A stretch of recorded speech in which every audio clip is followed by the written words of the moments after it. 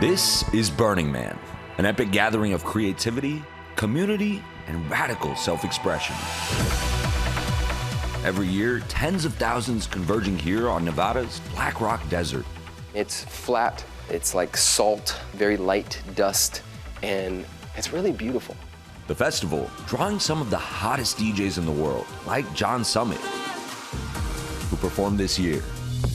Celebrity burners include Susan Sarandon, Heidi Klum, and Katy Perry, all of them posting their Burning Man adventures on Instagram. Also making the pilgrimage to the playa, tech titans of Silicon Valley. The pinnacle, the burning of the man itself, an effigy set ablaze, symbolizing release and rebirth. But this year, a dark twist. The event's first recorded homicide. Now to this homicide investigation at the popular Burning Man festival. Police say that he was found lying in a pool of blood. A 37-year-old artist found dead. He was very soulful person, very passionate, very high conscious being. You don't have camera, you don't have witnesses. You have this having occurred in a remote area of Burning Man. Everything is working against the authorities here. What glow stick twirling monster was out there and did this? It's a whodunit at Burning Man. If you went to Burning Man this year, there is a chance you have crucial information that law enforcement and this victim's family is asking for. Vadim Kruglov, a Russian-born resident of Washington State and New York City, felt the spirit of Burning Man calling to him, going for this first time this year. Vadim was so creative, brave, and honest person. He all-time positive, all-time helping people. Sofia Sherbakova and Anna Rode are friends and influencers. This was their first trip to Burning Man.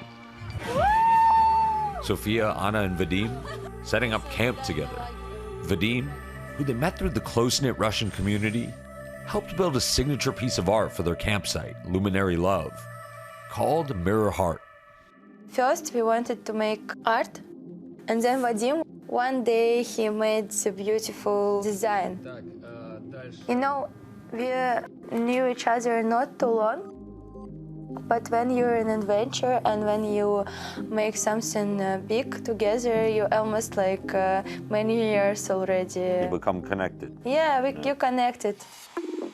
As the 9-day event kicked off, Vadim, Sofia, and Anna, all first-time burners, adapted to their new temporary city. For the first 6 days, we see photos of Vadim enjoying Burning Man, making art, partying with friends, dancing, drinking, having a good time. Exactly what you would expect and want from a Burning Man festival. The group discovered a world of self-proclaimed burners, expressing themselves through art, music, fashion, and exotic custom vehicles. People feel really free to wear clothes or not wear clothes and have like incredible fashion or nothing at all. On the 7th day of Burning Man, Saturday, August 30th, almost everyone gathers for the climactic torching of the effigy that night. As the thing gets going, it gets more and more and more and more festive and energetic, and there's just a lot of like cheering and celebration as the thing finally comes down to the ground. But after the fire died down, Vadim's friends noticed he was missing. I asked, guys, where is our friend? Why he not there? I like, guys, no, it's not normal because person not come back. He has his tent, his baggage, and he not back. I feel something strange. Word had spread. Something was seriously wrong. We were given a report of a body found, possibly deceased, quite a few streets away from where the majority of the population was. When police arrived, the report of a body was confirmed, found in the far reaches of the camp. A burner flags one of the law enforcement officers at the festival down, and they find a man laying in a pool of blood with a knife sticking out of his neck. They don't know who he is at the time, but they know that this looks like foul play. Soon, the worst was confirmed on September 1st. The Pershing County Sheriff's Department announced a homicide was committed.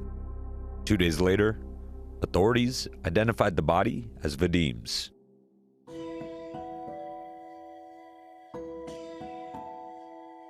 On Monday, I got a lot of messages about murder.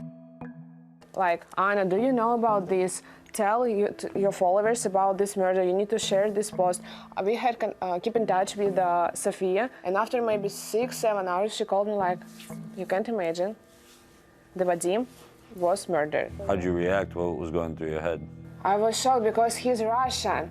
Like, it's the first murder from Burning Man. First, the Burning Man alive for almost 40 years. Vadim's killing, sending shockwaves through the Russian-American community and the wider world of Burning Man.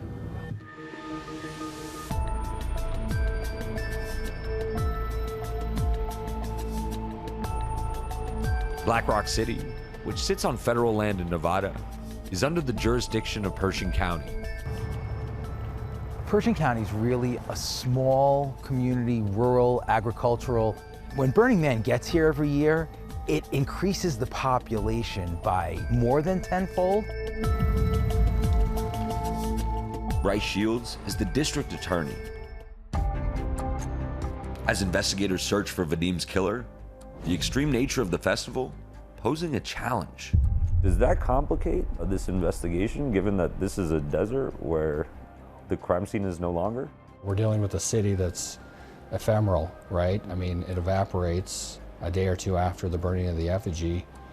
There's no fixed addresses, there's no infrastructure. People at the event, it's tradition, the event, not to use your real name, they use a playa name.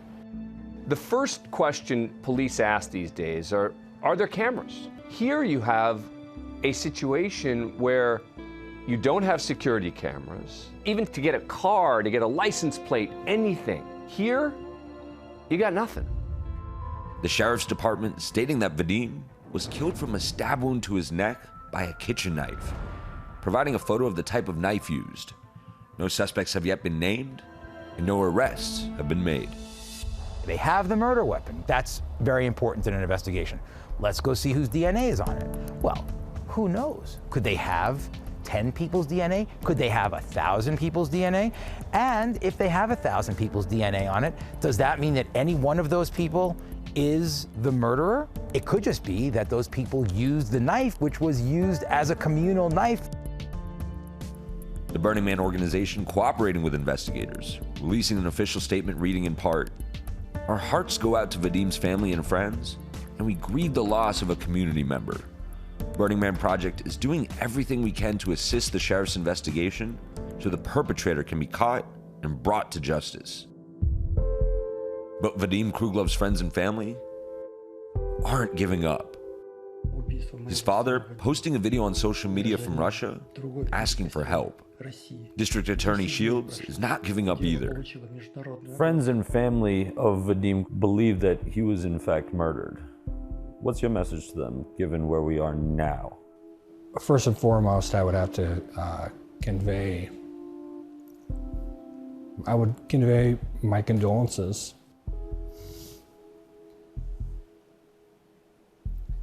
to his family.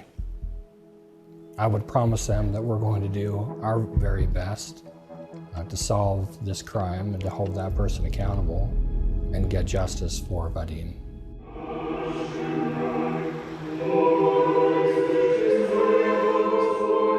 At a Russian Orthodox church in New York, friends of Vadim gathering for a service. The tight-knit group remembering his energy, style, and sense of humor, while marking 40 days since his passing. Vadim was such a bright and unique, authentic personality that life was brimming from him.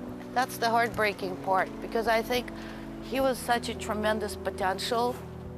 Vadim's community keeping candles lit for him and still hoping to find answers to what happened in that desert that took their friend from them far too soon. He was very old school Russian. You know, he worked hard, he played hard, and he prayed hard. I still feel like he is very alive, such a living soul. Not many people who are living right now are so alive as he was. Our thanks to Ashen. For much more into the mystery of what happened at Burning Man and why the annual event has become such a cultural phenomenon, watch Impact by Nightline, Burning Man, Death in the Desert, now streaming on Disney Plus and Hulu.